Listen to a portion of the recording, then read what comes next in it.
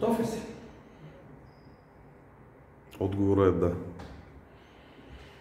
Представете си захарен памук. Представете си сега една голяма купчина пластмаса. А може ли да си представите, че двете може да са свързани? В YouTube, в TikTok има страшно много видеоклипове. И те дали са истина или не е спорно. Но нещо, което ми направи впечатление, един видеоклип, в който един човек взима шише, пуска го в една мелачка и излиза на лентички. Взима тези лентички и ги пуска в едно, което прилича на тези машини, които мелят кафе.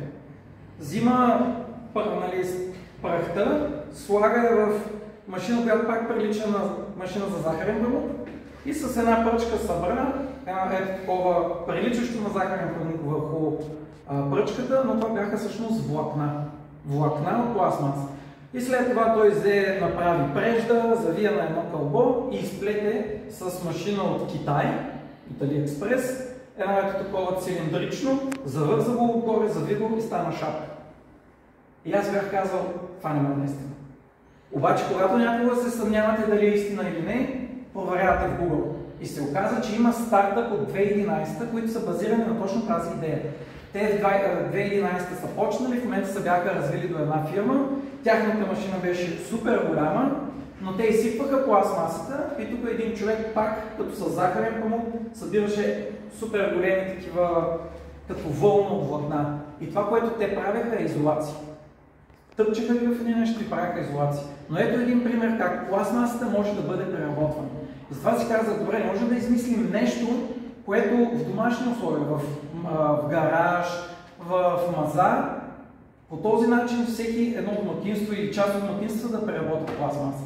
Защото имаме много пластмаса, в момента само големите фирми преработват, а защо да е така? Имаме изкуствен интелект, значи трябва да измислим нещо, което просто по по-умен начин да рециклира пластмасата. И ето това нещо е нещо, което аз искам да направя. Да направя някакъв бизнес, стартъп, което да реши проблема с рециклирането на пластмаса и да го направи по-достъпно. Колко лесно е това, не знам. Но факт е, че има и много други видеоклипове, които показват това нещо.